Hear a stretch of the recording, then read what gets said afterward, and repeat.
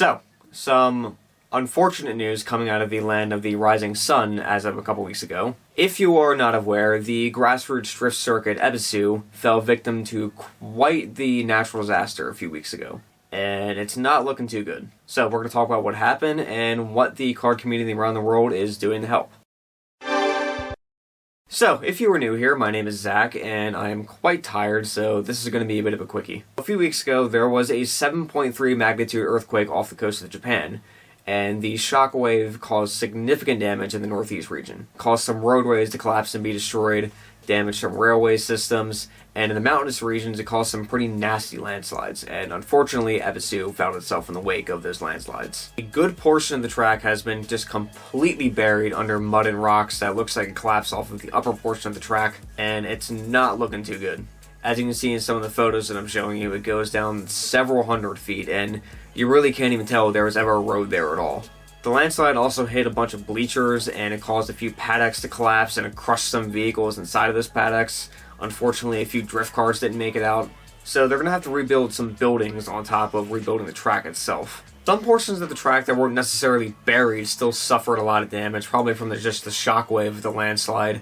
It displaced a lot of the asphalt and caused enormous cracks, and clearly it's not drivable anymore. So Ebisu is made up of 7 different circuits, and I'm not entirely sure which circuits were damaged exactly. It looks like pretty much all of them, or at least most of them, because I can't even really tell which is which from the photos. It's so bad.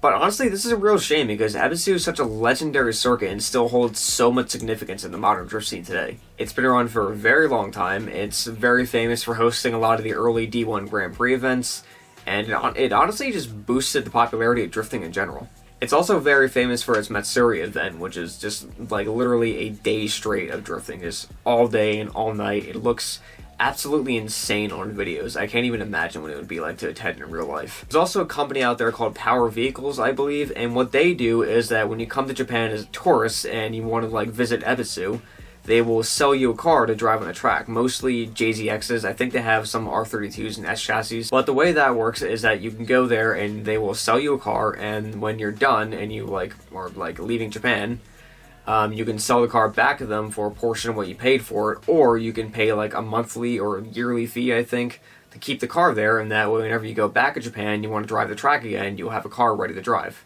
If you've seen Adam LZ's and Taylor Ray's videos where they went to Japan, you definitely know what I'm talking about. But yeah, it's sad to see such a legendary track like that basically become useless, at least hopefully only for the time being. As you can imagine, there are plans for a big cleanup, and it's going to have to be a big cleanup. And now, you may find yourself wondering, as an enthusiast watching this on the internet, what can you do to help the effort?